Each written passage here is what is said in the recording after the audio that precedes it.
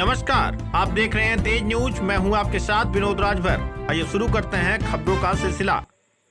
अधिवक्ता पर लेखपाल की पिटाई करने का आरोप, मुकदमा दर्ज। आजमगढ़ जिले के बुढ़नपुर तहसील में तैनात लेखपाल सच्चिदानंद मिश्रा ने तहसील में ही प्रैक्टिस कर रहे अधिवक्ता कपिल देव पर मारपीट करने का आरोप लगाया है।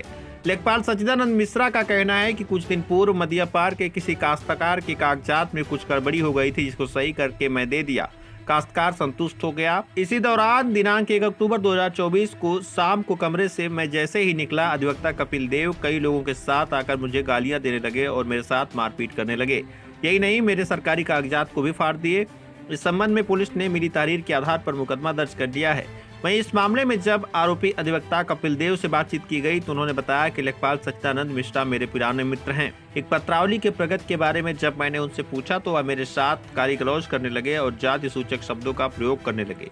यही नहीं, वह लोग आपस में विवाद कर रहे थे। उनके साथ कुछ और भी लोग थे। वह लोग मुझे खींच कर मेरे साथ भी मारपीट करने लगे। उन लोगों ने मुझे जान से मारने की धमकी भी दी है। इस संबंध में मैंने स्थानीय थाने पर तहरीर दी तो मेरे तहरीर पर कोई कार्रवाई नहीं की गई, बल्कि मेरे ही ऊपर विपक्षी की तहरीर पर मुकदमा दर्ज कर लिया गया।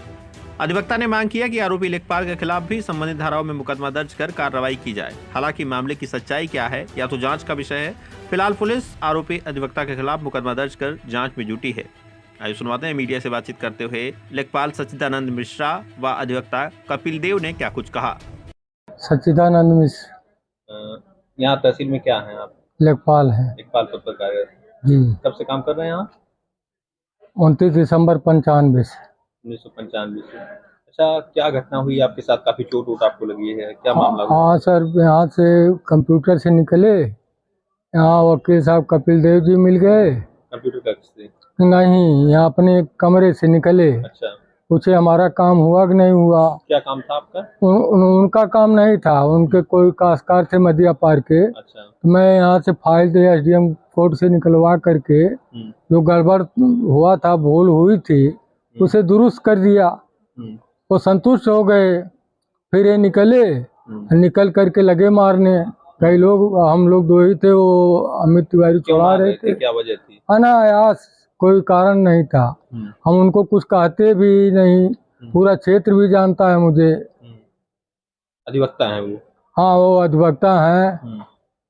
तो आपके साथ मारपीट की है? मारपीट किए और मारे, और एकदम अब ये जान लीजिए कि आँख से भी कम लौक रहा है और सर एकदम बेकार हो चुका है। तो आपने इसके संबंध में पुलिस को सूचना दिया है? पुलिस को FIR भी हो गया है। यहाँ रानीपुर में उसका मेडिकल भी हो गया है। फिर आजमगढ़ में भेज दिए हैं उसके लिए, जो CT स्कैन होता है, एक्सरे के लिए भेज दिए, कल करा करके आए हैं। अच्छा, क्या चाहते हैं आप? अब हम यही चाहते हैं कि जो गलती किया हो तो उसका प्रायश्चित भोगे, कार्यवाही हो। अच्छा, तो इसकी सूचना आपने तहसील के अधिकारियों को दिया है? अपने हाँ, सब लोग जान रहे हैं। SDM साहब जान रहे हैं, तहसीलदार साहब जान रहे हैं। तो क्या आश्वासन दिए हैं SDM साहब? SDM साहब कहे हैं, वहाँ फोन किए थे कि FIR दर्ज कर लीजिए। और आज आप क्या प्रार्थना पत्र दिए हैं तहसील? आज मेडिकल, मेरी तबीयत ठीक नहीं है, मुझे लखनऊ जाना, डॉक्टर रिफर किए हैं। अच्छा। तो इनको मेडिकल दे दिए हैं यहाँ ले आकर के। अब वही लखनऊ कल चले जाएंगे हम। मेडिकल लीव के लिए दिए हैं? जी। मैं कपिल देव त्यागी पेशे से वकील हूँ। कहाँ पर प्रैक्टिस कर रहे हैं? यहीं बुढ़नपुर तहसील में प्रैक्टिस करता हूँ। हाल ही में कुछ विवाद हुआ था किसी लेखपाल, जिसमें नाम आपका आ रहा है, आरोप आपके ऊपर लगा है और उसमें मुकदमा भी दर्ज हुआ। देखिए, उन लेखपाल साहब से मेरा बहुत मित्रों संबंध था, बहुत पहले से। लेकिन उस दिन एक पत्रावली के प्रगति के बारे में हमने पूछा कि गुरुजी क्या, पहले हमने दुआ सलाम भी उनसे किया और पूछा कि गुरुजी उस फाइल में क्या प्रगति है। तो गुरुजी अब पता क्या मामला था, आवेश में आ गए। कहे कि चमार सिंह, तुम्हारी औकात कैसे हो गई हैं? तुमने मुझसे, तुम वकालत पढ़, 2 अक्षर वकालत पढ़ लिए तो बहुत तोप हो गए हो। तुम लेखपाल हो कि मैं लेखपाल हूँ?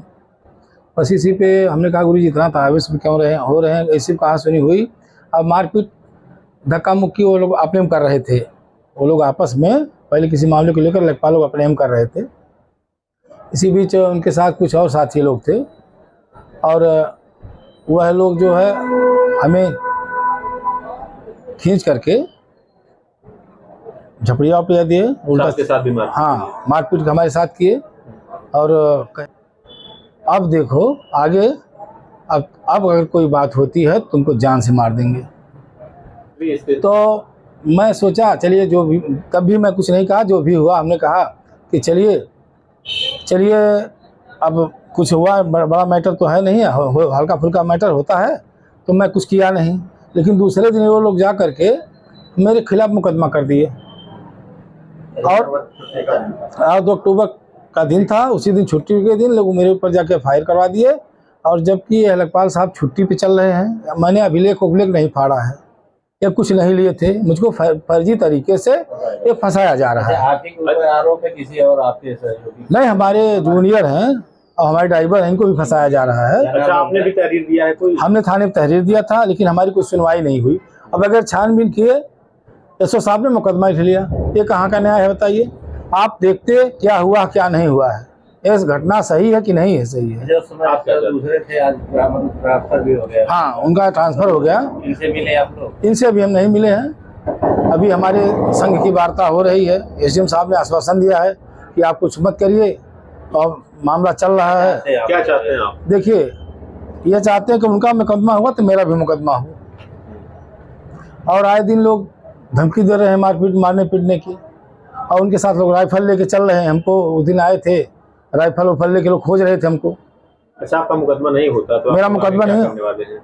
अगर नहीं दर्ज होता है तो आप आपके संगठन? देखिए, मेरा संगठन है, काम कर रहा है, संगठन चल रहा हूँ, जो संगठन कहेगा वही मैं करूँगा। संगठन के निर्णय को मानते हैं? मैं पूरे संगठन के निर्णय को मान्य करूँगा। मेरे अध्यक्ष जी, मंत्री जी और मेरे जो अधिवक्ता भाई हैं, जो कहेंगे मैं वही करूँगा।